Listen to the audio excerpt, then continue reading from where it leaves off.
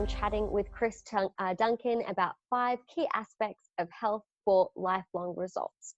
I think now more than ever, this is really important though. So there will be a COVID angle to everything that we're chatting about. A little bit about Chris. He is a wellness and fitness industry expert with a career spanning over 2 decades.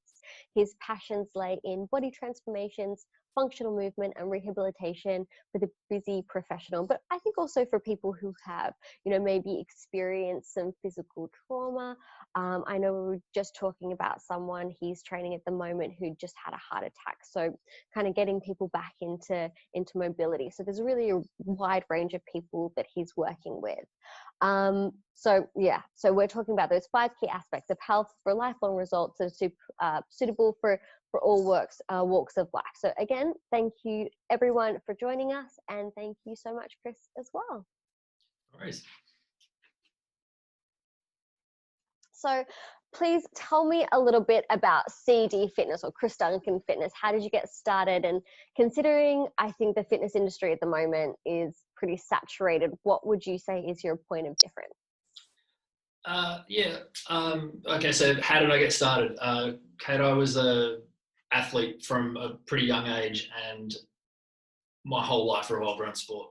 Okay. It was, for a big part of it, basketball. I was fortunate enough to travel with basketball and things like that. So as I was going through high school, looking at university, to me, there was really only one option: sport. What offered sport? So I was doing a Bachelor of Applied Science in what used to be called Exercise and Sport Science. And that covers anatomy, physiology, biochemistry, nutrition, and all that sort of thing. And by the second year of uni, I was a qualified trainer and had started working in a gym. And that was all back in 1999. So, a long, long time ago. And from then, that fitness industry journey has seen me travel the world. I've worked in hotel gyms. As funny as that sounds, I've worked in private boutique studios. I worked on a cruise ship for multiple cruise ships for about 4 years. When I came home, I worked out of home. I worked mobile. I worked outdoors. I've owned fitness franchises. I've worked out of the big boxes. I've been an online trainer, and with the onset of COVID, became an online trainer, a virtual trainer as well. So I guess what is CD Fitness? It's sort of a culmination of all of those things, taking bits and pieces from that. And it's a company built on what I call the 5 pillars of health, which I'm sure we'll go into later, to get absolute results for, lifelong results. I think you asked what my point of difference is, and mentioned the fitness industry being saturated. And yeah, absolutely right. It is a saturated industry. I remember reading, I used to teach fitness, and in 2018, they said there was more than 31,000 registered fitness professionals in Australia alone, which is huge. And considering I've been doing this since 1999, I'm a dinosaur in an industry. But I guess my point of difference is that although a dinosaur, I have evolved through the past 2 decades. And from all of those different places that I worked, all of those different businesses that I was part of or had, I drew something out of each of those. And I've continued to study and stay on the sort of the forefront of the industry. Since qualifying in 1999, I've done more than 20 industry qualifications. I'm actually repeating 7 of them at the moment. I'm halfway through a diploma in detoxification, 1 in nutrition as well. So that constant learning has sort of kept me at the leading edge. And I've always tried to surround myself and work with some of the best coaches in the world, which sort of makes you stand out in a world full of new age experts, I guess. It's probably my biggest point of difference there. So, I mean, you obviously have all of this amazing, experience, but we are currently experiencing something that we haven't endured before, in this lifetime, or I don't know, even the previous, like what is the Spanish flu? I mean, COVID-19 is having a massive impact on the fitness industry. Mhm. I mean, like, yeah, can you describe some of the ramifications of something so massive? Oh yeah, look, this is. I mean, I've heard it described as COVID being a once in a generation. I think this really is. I mean, again, Spanish flu. I mean, that's probably the closest thing. A lot more serious. Spanish flu, a lot more by stats, more deadly. But yeah, this is just something that is unprecedented, and I think every industry has been hit quite heavily by it. But I can definitely say, from my experience, I don't want to talk about any other industry that I don't know about, but the fitness industry, the effects the fitness industry that COVID had was catastrophic, to say the least. I've got some stats here, which I'll just sort of bring up here. So there we go. So Fitness Australia, which is one of the governing bodies of the fitness industry, in April did a study of a broad spectrum of wellness or fitness professionals, from multi-level gym owners to sole traders to fitness instructors, that kind of thing. And of those interviewed, or that sample group, you can see some of the numbers here. 81% of people lost their job or main source of income from within the industry. When the gyms closed, 71% of the trainers hadn't seen a client from that day. 44% of those people interviewed had lost more than 61% of their income. Despite all of this happening, 90% of them are paying up to $5,000 in their business expenses, despite the fact that they're not able to open. And the scary thing for me was that less than 10% were able to actually make a transition into a virtual level of training. Now, horrific numbers for my industry. But for me, the reason I left that one about 90% continuing to pay is that as we come out of COVID, there's going to be a change in, the new frontier. That is going to change the industry substantially. And the scary number, as I said, is that 10%, only 10% made that transition into virtual, which left a lot of people wanting, in a time when really wellness should have been at the forefront. We really should have been addressing our health and our well-being. And the fact that only 10% of clients were able to make that transition is scary. No, definitely. And I think we were even chatting about this before, we will come out of this, COVID will end, but it's going to be completely different. It's not going to be business as usual. And so those that don't adapt now, especially, just are going to find it so difficult to adapt later. But let's chat about, what this whole webinar was about, the 5 pillars of health. Can you run through them with me? Yeah, absolutely. So what I call the 5 pillars of health, they're basically 5 essential components of wellness that I work with my clients. They're essential aspects of your lifestyle that you need to address in order to make positive changes. So I'll give an example. It's a pretty common one. Someone will come to a gym or decide in their life that they want to lose some weight. Really common thing. First thing they'll do is, I need to get a gym membership. So I'll either join a big box, one of the big names, or they'll go to a group fitness franchise where they'll do some high intensity work and they'll go on a calorie controlled diet. Because that's what we need to do. We need to eat less and train more. Unfortunately, generally speaking, we're not really ready to deal with that level of intensity or that level of output. So the 5 pillars looks at almost like a roadmap to help us outline the journey that we're going to embark on together. And if someone's goal is to lose weight, really that calorie control and high intensity output's a little bit later down the track. We've got to make sure that these pillars, in no particular order, food, movement, drink, stress, and sleep, are all addressed. And I put it as a pyramid, and I'll show you the diagram shortly, where that pyramid, if we get the foundation right, each of those will lead on. Now, it's not to say that you shouldn't be moving early, but the type of movement, intensity comes a little bit later. just quickly, for those of you who have arrived a little bit late, please feel free to ask any questions that you might have in the chat box or in the Q&A section on the bottom panel. Also, we're encouraging everybody to put their name and their LinkedIn, and I'll send those links out in an email after this webinar. Sorry for interrupting, Chris. No worries.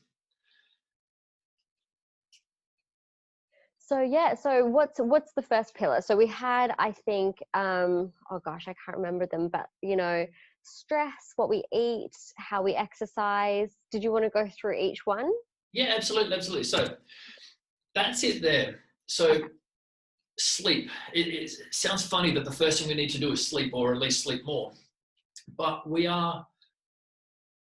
sleep is when all the recovery happens. Sleep is in that sort of rest and restore, rest and repair part of our body. And we are in a stressful environment now, especially with COVID and all the fear and uncertainty. So really, yes, movement's important, but it's hard to move in a fatigued body. It's hard to move a stressed body, and it can actually be detrimental to move in a stressed body. We've got to make sure that we are eating right. We've got to make sure we're hydrated before we move.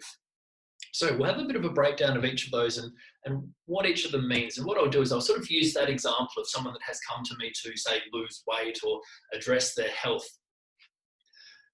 If you ever look at that stat there, being awake for 17 hours straight, which isn't that much, that's 7 hours of sleep. So if you regularly get less than, or 7 hours or less, where you go for 17 hours or more, will decrease your performance to the equivalent of what is our legal alcohol level to drive, so 0.05. Okay? And that's if you get 7 hours on a regular basis. Now, any busy professional will tell you, especially if they've got kids or whatever it might be, 7 hours for a lot of people is good. So essentially, if you get your 7 hours or less, you are on the border of what legally we consider to be under the influence of alcohol, impaired, too much to drive. Now, imagine then you try to take on a high intensity circuit class, or you try to do a CrossFit session with big powerful lifts or things like that. Body's already dealing with too much. It's trying to repair your day's output. It's trying to deal with tomorrow's meeting, the stress of stuff, homeschooling, whatever it is at the moment. And then suddenly you throw something else on top of it, like a high intensity circuit or a step class or a pump class or something like that. Body's just not ready. So really for me, when people come to me, we are working in there, and they're not exclusive. It's not, you cannot do anything until we address the sleep. Okay. But we need to start putting practices in place, habits, lifestyle training to get that pillar in place. And while we're working on that, we can then progress and deal with some of the other things. Some of the most common lifestyle diseases that we see, obesity, type 2 diabetes, heart disease, and all that sort of thing, they can all be contributed to, not necessarily a sole cause, but definitely lack of quality sleep. And the important word there is quality. It's all good to sort of say, oh, no, I got my 7.5 hours last night. But if you were laying in bed and scrolling, or you might have had a couple of wines and the sleep's disturbed a little bit, your sleep quality isn't good.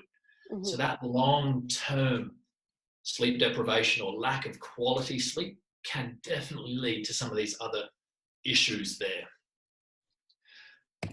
So, pillar number 2, stress. Now, this isn't just, the boss is writing me, I'm under the pump. A lot of things can cause stress. Obviously, COVID, we are going to refer to COVID a lot today. But COVID, all these sort of things are definitely stressful. But whether it be emotional, physical, whatever the stress is, one of the body's main stress hormones is cortisol. And as it says there, going back to the weight loss goal, cortisol is a significant appetite stimulant. So anyone ever noticed when you get a little nervous about something, or if you really are under the pump, you tend to reach for some of that comfort food more than anything else. I know when I'm stressed, there's definitely just that little, picking at stuff. Every time you walk past, you're going to grab that extra little snack as you go. A study that was done recently on a group of busy professional women looked at weight loss, and it was shown that those that were under they were put under a stressful environment in the study, and that those in the sample group who were stressed compared to those who weren't actually burnt 104 calories fewer in the 24-hour period than those who weren't stressed. Now, 104 calories is a big contributor. If you look at that over a week, it's a huge amount of calories to not burn purely because you were stressed. That's now, massive. The other thing, sorry? That's massive. Yeah, that's gigantic. I mean, to give you an example, a calorie equivalent, 3,500 calories is half a kilo of body fat. So just by having that stressed environment, 7 days, 100 calories, 700 calories. So essentially every 5 weeks, that's an extra half kilo of body fat that you didn't burn just because you were stressed. And the other concerning thing is that cortisol, one of the things we want to do for a healthy body is to have a higher level of muscle mass. Muscle helps you burn fat. Doesn't mean you have to be a big bulky bodybuilder and walk sideways through doors or anything like that. But the more muscle mass you've got, the more effective you are at burning body fat. Unfortunately, cortisol eats muscle. It breaks down muscle fibers. And as a result, cortisol can also increase the level of body fat we store. And we tend to see stress-related body fat storage around the midsection. That's a belly fat.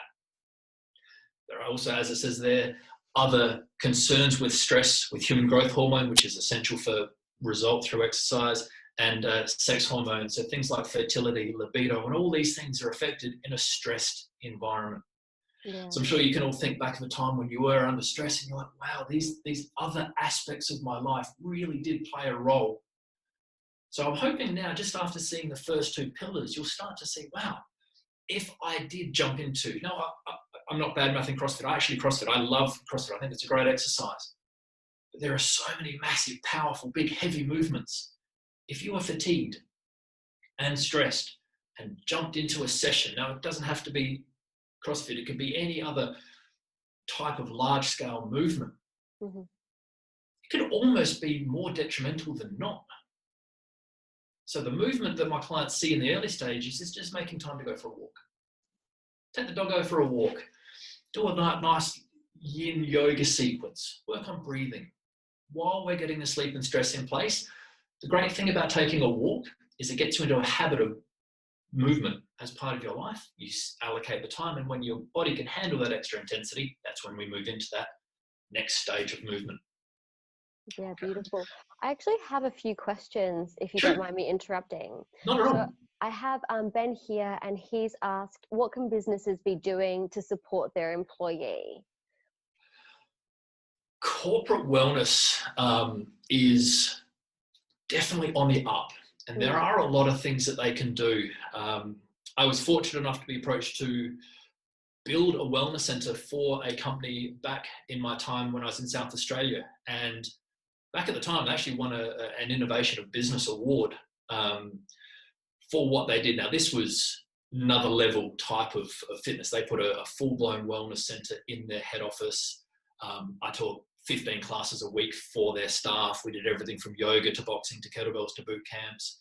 I catered the meetings. We did massage, I worked with everything. So they had a full-blown wellness program. Now, whilst it would be amazing if everyone did that sort of thing, it's not always in the budget. It's not always in the business option. But I think from a wellness point of view, I'm a business owner, but I'm not going to speak from a business point of view. I think respecting life balance is huge. An 8-hour workday plus commuting, let's say 10 hours on average every day. Now, we want to get, as we saw, more than 7 hours. So if we take work, commute, and sleep, there's not much left for gym, good food, social life, children, family, quality partner time, or anything else. I think the ability to respect a good quality work balance, I think having options of wellness within the business somehow. That might be regular wellness talks like we're doing now. It might be better food choices in meetings and catering and things like that. It might be having a room where you can have a bit of time out. There's wellness is such a big thing. It can be a stand-up desk. It can be, there's all these different things you can address, but also just making your clients aware of what they're doing. Having someone to talk to, having that outlet for stress and mental wellness. There's so many things businesses can do. I've been a part of quite a large box gym, one of the big national gyms, for a bit over a year now, and I know they offer corporate rates for certain companies and things like that. So there are ways that businesses can incorporate wellness as part of their day-to-day activity. A lot of businesses initially see, oh, that's going to affect the bottom line because we've got to pay this. But if you invest in your people and they are a happier, healthier client, you don't lose as much in absentee days. Your productivity's up. For sure. There's dividends that are paid back in, in the quality of work that they do, and obviously in less sick days. Now, I do have a question from Misha here, and she said, "What if you're just a natural stress head? Like, what if that's your normal?" Yep. I actually watched a phenomenal TED Talk about a year ago. It blew my mind. This lady was a very well-known psychologist, and she started her TED Talk by saying, I want to first of all apologize. I can't remember if her career was 20 or 30 years, but she said, I want to apologize for everything I've done in my career. I've always said, stress is bad. Stress is bad. Stress is going to kill you. And then she said, it's not. Stress will only kill you if you think it's going to kill you. What we need to realize is the body's response to stress is preparing you for a hard situation. So think back to our cave ancestors. If a lion came up behind us, the body's response, increased heart rate, adrenaline, cortisol dumped into the system so that we can survive. That'd be fight or flight. So when you see those sort of effects, the heart rate come up, the sweaty palms, the nervousness, when those things come up, it's stressful. It's preparing you to deal with that situation. So it's not bad if you don't let it be bad, but you also need to acknowledge, okay, thank you, body, you've let me deal with that situation. Now, take it down. Let's now move and let's find an outlet. So if you are a natural stress head and you are on the go, you need to find a way to schedule in downtime. Now, that could be a breathing app. All of my clients use a particular breathing app. It could be yoga. For me, they don't work so much. I prefer to go out and do a boxing session. That to me is an outlet. But yeah, natural stress head, that's fine, but you've got to be conscious of when it is getting too much. I'm not expecting miracle changes. Habits, little bits, but incorporating things into your practices, I think, will make a huge difference. No, definitely. I love that answer. I feel like stress is a fabulous motivator. It's like, hey, you're stressed. You need to move your body in a different way. You need to think in a different way, breathe in a different way. It's just our body's way of telling us that something's wrong, and that's not necessarily a bad thing. Now I'm getting in so many questions. I'm going to ask one more before we move on, because I am conscious of time, and hopefully, you'll kind of begin to answer them throughout the webinar. But I do have a question from Adam. He has said that he's heard that all the extra screen time as we work from home has exposed us to new levels of blue light, which impacts our melatonin and ability to sleep well. Do you have any advice on how to counteract that? It's funny that question came up. I'm in the middle of doing a 21-day reset with some of my clients, and every day we implement a wellness practice. We've culled the exercise right back to basics. It's 3 main sessions a week with a walk every day. And today's wellness practice was to power down before bed. And one of the things I spoke about was going back to quality of sleep. Take the device away a good couple of hours before. One of the things that we've noticed with COVID coming in is the increase in screen time. And yeah, absolutely. I talk about it with my clients as sort of like a junk food mental diet. You've got to think about what you're putting in. So is that scrolling time worthwhile? And if you want to get some good sleep, say you're going to be in bed by 9 o'clock because you've got to be up by 6, 5, put the phone down by 7. Like I use Apple products and they have a thing called Flux, which takes out blue lights and all that kind of thing. But what's so important that you have to scroll? Nighttime routines, I think, are as important as the morning routines. So I think the ability to disengage from that device and actually have some downtime. If you've got some warm lights, some soft wall lights, put them on, take the TV down, get yourself into that sleep mode. But I think the really important thing is actually having time away from our devices. Being strict with yourself. There has to be a little bit of self-accountability as well. I look, the crazy thing is phone companies have put a lot of time and money into research to have us want those, and that dopamine hit from looking at those devices is real. You get that quick fix of good feeling, that happy hormone in our body. And unfortunately, same with junk food, things like that, there's more money spent in getting you addicted to those sort of things than there are into the wellness aspect. We are really fighting a losing battle because there's just more money in the other options. So unfortunately, like you said, Kate, you really just got to be, show a bit of self-control, because we are fighting billion-dollar industries that are, tricking us into using them more. So yeah, absolutely implement the blue lights restrictors. There are new glasses that are coming out and all the rest of it. But the advice I gave to my clients this morning as part of this practice, maybe talk to your partner. Maybe read a book. What? Yeah, I know, it's a crazy concept. But get into a nighttime routine, do a breathing, maybe meditation, shower, floss, read a book, hour before bed. Your body's down. You're mentally spaced, ready to rest. Beautiful. So we've got sleep, pillar 1. We need it. Pillar 2, stress. Even though it can be a good motivator, once we've lowered it, our body's functioning at a higher level. What's number 3? I just did 2, 3. Food. So it's such a big industry and it's so confusing. And I have multiple certifications in nutrition, and I've got to slow myself down and go, is that just a fad, or is there some actual science behind it? And realistically, I upset people when I say this, but it's not hard. We've got to just look at it and understand that there is no perfect diet for everyone. I'm sure people watching this webinar have tried keto, Atkins, South Beach, Weight Watchers, Jenny Craig, low carb, high fat, high protein, paleo, whatever it is. At the end of the day, there is no right or wrong for everyone. There are a few rules that we as an industry can agree on, but they're pretty limited. I think there's maybe 9 that everyone will agree on. And the number 1 is that there is no perfect diet for everyone. Where you are from, what you have done, what experience you've had, what medications you had as a child, the condition of your stress will all affect gut microbiome and all these different things.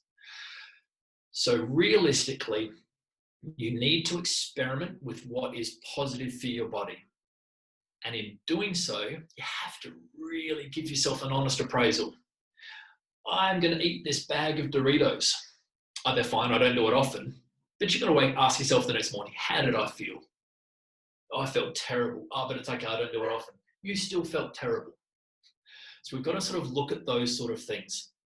If we eat with the focus of nutrient-dense food, so that's what those 2 images there are. We've got the basic burger from a takeaway place versus a rainbow of good nutrients. Color shows a different vitamin, mineral, or trace element. If you address nutrient-dense food, let's say we can have 2,000 calories in a day. You've only got 2,000 to give your body every vitamin, mineral, and trace element you need. So if you choose a chocolate bar or a burger that's going to give you over 1,000 calories in that, you've really not given yourself a lot of chance to give you the vitamin D you need, or the beta carotene you need, or the vitamin B for the energy, or whatever it might be. So you eat for health, good nutrient-dense food. Now that's not to say that you can't live. but having that balance, just like everything else, is really important. So you might have heard that keto gets amazing results and it's the best thing ever. I did keto very strict for 6 months. I measured my blood, I measured my urine output, I used an exogenous ketone, I did everything conceivable. And at the end of the 6 months, I went, you know what, I really don't feel great. Went back to what is essentially the reverse. I added carbs, I eat much more, I was intermittent fasting during that. I do the absolute opposite.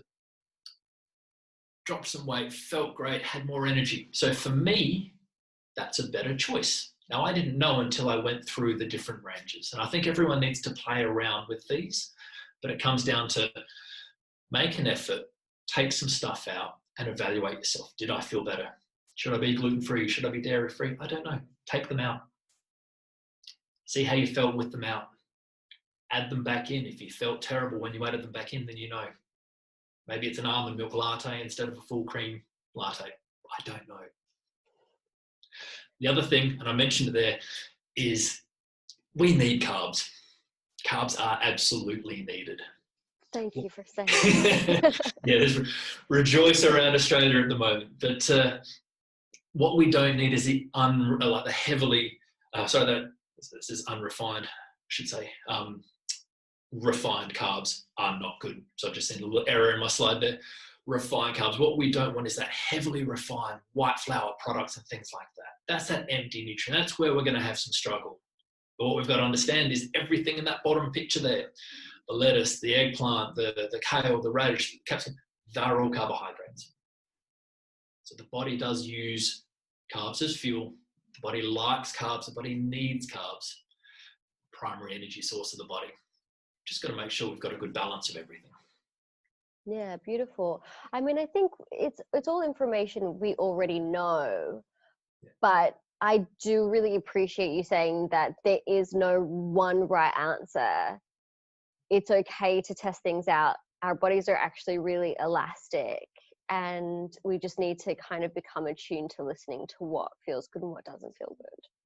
Absolutely. If you saw a trainer and they handed you a diet and said, follow this, and it never changed, you are not going to be healthy. Because even as you lose some weight, you're going to have to adjust what you do, what you eat. As you get lighter, you'll need to maybe eat less. As you increase your training intensity, you've got to eat more. On a day where you've got a longer run, like you mentioned before, 15K run when we were talking before, that's a day where you'll probably need more the night before and the day after, whereas on a rest day, maybe not so much. So it is a fluid process. Nutrition is constantly going to change. And just on that whole concept of living, work meetings happen, social things happen. One bad meal is not going to destroy the wellness journey that you're on. I saw a great post Christmas, because obviously we've got leftover food and junk food. And it said, it does not matter what you ate between Christmas and New Year. It's what happened. What matters is what you ate between New Year and Christmas. And I think it's a great way to look at it. Those things come up, but consistency is what's going to see true result. Okay, so interestingly, we actually haven't even touched on movement yet. We've gone sleep, stress, food. What's pillar number 4? When do we start moving? Drinking. So they're a foundation. You want to build your wellness journey on a strong foundation, and a well-rested body is the best way to do that. Dealing with your stress, acknowledging that stress happens is there. We start to fuel as we deal with the stress. We're fueling our body correctly, and we want to hydrate. Okay? One of the reasons that I put hydrate in here is, and I wonder how many people reach for water as I said that. A lot of people sort of in a dehydrated state reach for food because they have a feeling, not realizing that dehydration is actually, like, they think it's hunger, when really what they need is water. That leads to an increase in calorie consumption. I mean, how hard it is. I mean, we've all got one. I've got, my glass of water here, and having that water available to us assists in not only not eating too much, but it actually leads to a better use of calories and actually increases your body's ability to burn fat. Now, the reason I put hydrate in before exercise is if you are dehydrated, your heart has to work harder to pump blood because obviously less liquid in the body, the blood's a little bit thicker. So your heart's got to work harder in a dehydrated state. And also, having that effect of a shift in the blood levels or the blood liquid levels changes the way the body converts energy or transfers energy around the body. The role of blood is to take oxygen and nutrients around the body. So if it can't do that properly, that's what you need when you're exercising, is that energy transfer. So you can see, Kate, you mentioned, we were 3 stages in and still hadn't moved. We're at stage 4 and we're building this healthy body so that when we do jump into that higher intensity exercise, be it a pump class or a CrossFit class or a boxing session, our body's so primed, the machine is ready to go. It's not been chugging away on bad, it's running on premium. It's ready to go when we do it. Okay, but pillar number 5. No, you're absolutely right. Oh, we got there. We are now finally moving. Now, as I said before, these aren't exclusive. It's not like you can't deal with your stress until you're sleeping. When clients come to me, they are walking, they are doing some light breathing movements, because again, breathing is an essential part of movement. And we are progressing through this. But if you are desk bound, or if you've been scrolling a lot more through COVID than you would normally, there's a good chance that you might be slightly forward of chin, rounded shoulders, your hips might be tucked. Now you imagine you go to a boxing class and you've suddenly got to throw some punches, or you go to a pump class and they're taking your arms up. Now, if my head's forward and I'm trying to do this, I can't move. So I'm creating danger by loading my joints in a bad way. So we want to make sure that the movement we do is right for us at that time. So the first thing, we're walking, we're moving. It might be some mobility exercises to open up, getting a good postural assessment and opening up that body, opening up everything so that when we do go overhead, it's a nice safe range and we can do so safely. Making sure the joints are on top of each other so that we can work through the range of motion so that anything the movement throws at us, we can do. Okay? So movement is always there, but the type of movement is addressed last.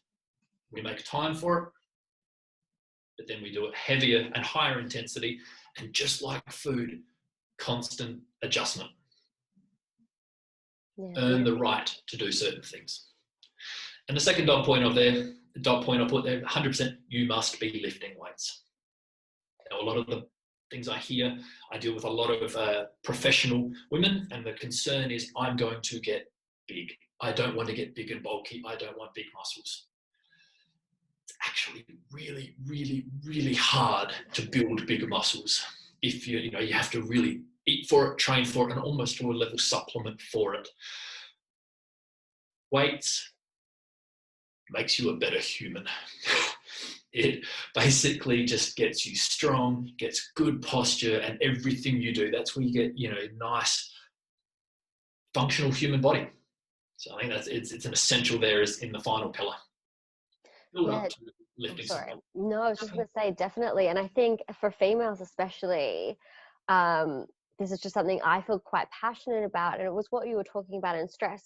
You don't necessarily have to go and do a breathing app. You don't necessarily have to go and meditate. It could be, going and doing a boxing class. And I think lifting weights for females who have a lot of different social pressures potentially than their male counterparts, I feel like something like lifting weights really helps you expand your masculine from your feminine, which you definitely need to be a balanced functioning Zen human being. So I feel like lifting weights for women is really, really important to kind of not only touch on, obviously having a functional body, but also, that initial pillar, which was stress. Absolutely. Absolutely. I wish everyone was doing something load bearing, some kind of weightlifting. And, whether you're lifting 5 kilos or 100 kilos, the only difference between a woman in your example lifting 100 kilos and a woman lifting 5 kilos is how long she's been doing it. Mm-hmm. You're not going to lift 5 kilos forever. Eventually, you're going to have to lift more and lift more. If you're lifting 100, great, it means you're either born strong. More often than not, you've probably just been grinding away at it and building strong. And you may not be huge, you're just powerful. I have a really great question from Adam here while we're still on this slide. Sure. He said, from an injury prevention perspective, would you recommend a functional fitness program, calisthenics, yoga versus sport-specific exercises? Great question. And it really comes down to if there's been a previous injury or if you're currently dealing with an injury. I would actually do both. The problem with if you just say did just mobility and yoga is, let's use the example I gave before of a slightly rounded shoulder. If you are, yoga is going to have you open up. It's going to stretch the muscles out, depending on the type of yoga you do. If you're doing Bikram, then it's super intense and hard. But if you're just loosening up a muscle and never actually doing a corrective strength movement, then you're never going to truly get the benefit of it. It's like getting a massage. You go, oh, my neck's tight. So you go and get a great relaxing massage, but then you do nothing to say, now that it's loose, this is the movement we need to do. This is the range of motion. So you need to then put it under strength or under resistance through the range of motion in its new loosened form. Without that corrective movement, it's always going to be there. You're just going to end up seeing your massage therapist every 6 weeks or every 4 weeks to release it. So really you want someone that's trained in, I mean, the term functional movement is sort of thrown around so much. A kettlebell's functional, the power sled is functional, the battle rope is functional. Functional is making your life better, being able to carry, your groceries in one load instead of having to go back for 2 rounds and going upstairs and getting out of your office chair, getting off the toilet. That to me is functional. And if you are feeling pain or limited range of motion, it's dysfunctional. So if we can get a combination of those movements that you actually said, some sort of yoga, some sort of calisthenics, and then something under load to teach it to move in its correct form, that's the best way to address those sort of things. Yeah, beautiful. So I'm a little bit conscious of time. Sure. I want to kind of bring it back a little bit to kind of where we are currently. So what are some of the concerns that you might have heard with gyms reopening? And do you think that virtual training is going to combat those concerns? Yes, I do think that virtual is not just a pop-up thing that's happened. And now that gyms are, I'm WA based, so as of Monday, it's up to, gyms are reopening for 20 participants and you can be out. We've been able to be outdoors now with 10 people involved in groups now for at least a week. Each state's got their different rollout options. So I guess the question is, just so I've got it right, what concerns have I heard? A lot of this is fear. Like, we don't know what this is going to happen. You hear people talking about a second wave, whilst you hear other people talking about that it was never really a problem. Australia didn't have an issue. We should have been open earlier. I was talking to a friend of mine who owns a gym over in the East this morning, and she she really held off from going online. She's like, oh no, I'm outdoors. This. She said this morning that now that they can go back outdoors, she threw it out to her clients and said, cool, we can go back outdoors. And they went, no, we don't want to. We're very happy doing what we're doing. It's safer, it's easier, there's no commute, So that's definitely one perspective. Again, I'm part of one of the places that I work out of is a big box. There are 4,000 members. Now, a lot of the industry has been about getting that extra person in, and you think about some of the franchises, even like the one I used to own, it's a small room, 16 to 30 people crammed in, sharing space, sweating and breathing on each other. Now, whether you were a believer in how serious COVID was or not, that I believe is going to change, and it's going to take a long time to get back into that comfort zone of having sweaty Betty next to you, possibly breathing on and sharing equipment and stuff like that. So I think it is going to be a change in the fitness industry. Obviously, as they do roll out, the coming weeks will tell us where we're at. Are people going to be adhering to the distancing rules? Are people going to be cleaning? Will suddenly it be okay to go in with a bit of a sniffle and a cough? Oh no, it's not, you know. But if you're on a treadmill in a big box gym and someone on the machine next to you is sniffling, is that going to be okay? Are the places that function 24 hours a day? These are all concerns that have come to me, that people, my clients have asked me, you know, is 24 hours going to happen? Outside of staffed hours, how are they going to monitor these controls? And in a gym like mine, where there's 4,000 people, we can only have 20.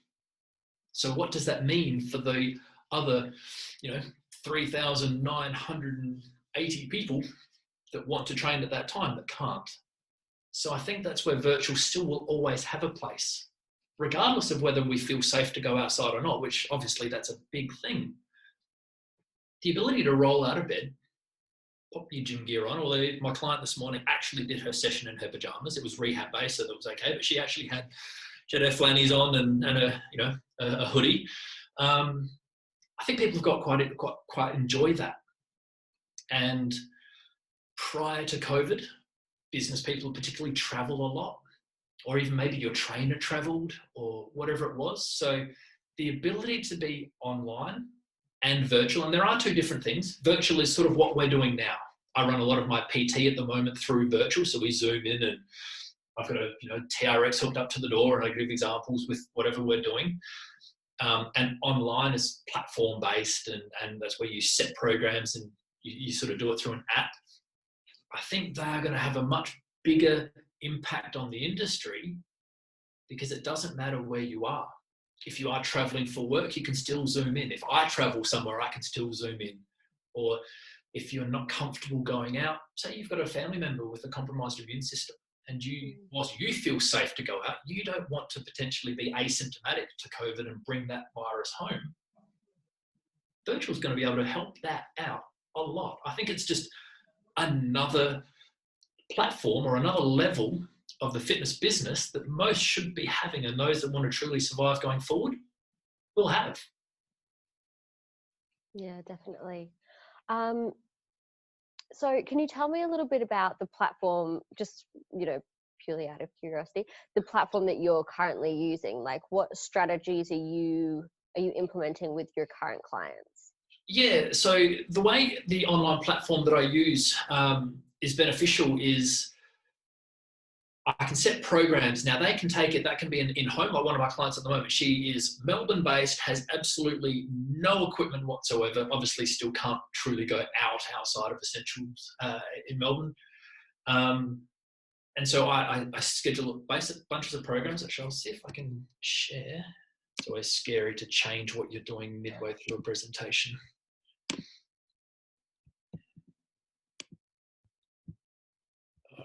Let's try that. Now, is that sharing the screen?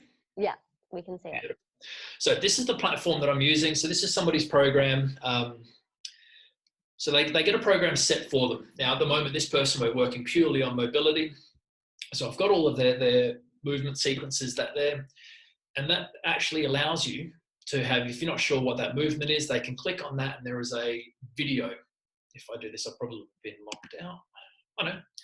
So you can see it shows them through. They can then record themselves doing it. So there's an option down here where it says here, record. So they can film themselves doing it, upload it to me, and I can check and just sort of go, oh, okay, yeah, look, maybe tuck your bum more when you did this, or let's look at that. The other amazing thing about this is how much more you can actually do with your client. Like if we have a look here at this person's schedule. So you'll see here, I'm working with this person to make sure that they're working on their hydration, you know, platform or pillar number 4. So there's a little reminder that goes off in their schedule, 9 a.m., 12, 3, and 6, just to remind them to bump that liquid in. So you're including all those pillars, you know, even 100%. Though, yeah, right, it's not just that 1 hour of personal training that you're getting in the gym, it's actually an entire, you know. Yeah. So if you're paying a personal trainer, like it's $100 for a session, give or take, depending on which state you're in. And in that 45 minutes, that client or that PT has to find out what you've done since they saw you last, check if there's been any injury, look at, if they can, sleep, stress, hydration, food, everything else, guide you through a session, do the timing, get everything there, and that's it. Your $100 got you 45 minutes face-to-face, and that's it. I mean, it's their time, you're paying their premium. Whereas for a similar investment on the online side, you might have 2 different resistance programs, a cardio-based or a metabolic program, and a daily touch point or every second touch point where that client, the trainer, can duck in and go, how did you go with that new movement? I noticed you said your work changed, how's the stress? And there's all these different things, and they can pop up. It's unbelievable. You can look at 45 minutes versus, so many different touch points. And the platform that I use allows habit-based training. So I can schedule it to say, I want to implement this change. So we can use your roadmap and go, we're going to implement a sleeping routine. First, it's going to be lights down at 2 hours before. Second week, we're going to turn the phone off an hour before. And we can put them in that every Monday, new habit starts, and you start journaling that as you go. That's completely separate to the exercise that's on the program and things like that. So I've been a traveler. I'm a gypsy. I've traveled all my life. And the ability that is not, the whole name of this presentation was, Wellness Without Borders. This can be taken anywhere. If you do travel for work, your hotel gym will have the majority of the stuff you need. You can still do your workout. You don't have to worry about where your trainer is. Or if you got held up in a meeting, you do your session at 7 p.m. instead of 5:30 p.m. You're not going to get slugged with a cancellation fee. You just jump in a little bit later and do it when you can. So I think there's huge options and powerful ability there on platforms like this. It's almost like COVID is just really refining this aspect of health and wellness. I remember when America went into recession, and that's when Uber was born. That's when Venmo was born. It's when all these, really wonderful technology-rich applications were created. And it's not like PTs are going to go anywhere. It's not like gyms are going to go anywhere, but we're just really refining this other aspect that needed to be developed anyway. Absolutely. That whole saturation thing we spoke of before, it was so many people cramming in and trying to do everything. It's just sort of just dropped it down a level. We don't have to now. We can do anything. We can do our sessions in our PJs like my lady did this morning. Now I'm so conscious of time. I wish we had you for longer, but I have a couple more questions here, and I'm so sorry if we don't get to yours. However, if you do have a question for Chris, get in contact with him on LinkedIn. I'm sure he wouldn't mind. He doesn't bite. So I have a quick question from Lorena. Jennifer, I think we've kind of answered your question, so I'm going to leave it for today. But Lorena, she said, how can you know you can lift more weights or heavier weights? So I'm going to assume here that the question is if you've already been lifting, how do you know if you can progress? Yeah. Generally speaking, there's ranges of reps or how many times you can lift depending on your goal. The simple answer is when you can. So with my clients, if their goal is, say I set them that they need to do 8 to 12 reps, I never say you must do 10. I'll just go, I want you to work somewhere between 8 and 12. Now, if your sleep hasn't been on point that night, or you're a little bit fatigued because the little one kept you up, or work was stressful, whatever, I give my clients a gauge of, I want you to be somewhere between 8 and 12. Now, if they can do more than 12, 3 times, 3 sets of 12, it's too light. Okay. But if they can't get 8, it's too heavy. Okay. And it really is as simple as that. So the general rule, and this is general, the heavier you lift in the lower rep range, 1 to 3 reps, is for strength. That's when you're really building up into strength. Moving up towards that sort of 8 to 12 is that little bit more of building, a little bit more hypertrophy, muscle size. Upward ranges of that sort of 10 to 15-ish, bit of contention around it, but generally speaking, that's more sort of toning and endurance and conditioning, upwards of sort of that 20 to 30 reps. So depending on your goal, I don't know what the person's working on at the moment, so I can't give, absolute answer, but really when you can. So if you've been working on a rep range of, I've been doing 15 reps, if you could get 20 at that weight, it's time to bump it up. But if it jeopardizes technique, you've gone too far. Yeah, perfect indicators. Perfect indicators. I have a quick question. I know that we're very conscious on time, but should you so say you're doing like squats and you're doing, I know that reps is the number that you do within the one exercise and you're doing it 3 times. Do you work up to a particular weight or do you start with your heaviest weight and work down? In the ideal world, you've got your warm up, your on squat day, your ideal workout would be warm up, dynamic movement, some kind of mobility to take you through the range where your ankles, your knees, your hips and your back can handle squatting. And then you'll go just the bar, you'll put some weight on, a little bit heavier, a little bit heavier, a little bit heavier. And that's where it might be 10 at a light weight, 8 at a heavier weight, 6, 5, 3. And if you're doing, if you're trying to get your personal best, then you do progress. If it's average person just doing their 3 full body weights every day, 1 set through range comfortably, and then do your 3 heavy working sets is more than what the body needs. But it's always a good idea to specifically work through the full range of motion before going absolute heavy. Okay, beautiful. Also, Lorena has said, thanks for the answer. I'll definitely use it when I'm training at home. Now, we do have to come to a close. Thank you, Chris, and thank you for answering my very tailored question at the end there. Bit cheeky on my behalf. But thank you so much for joining us. Is there anything that you wanted to include at the end? Any last words? No, look, I think the aim of today was to open people up to the online and virtual options that, as gyms do roll out. Well, thank you so much for joining us again and have a fabulous Friday and wonderful weekend. Thanks, Chris. No worries. See you guys.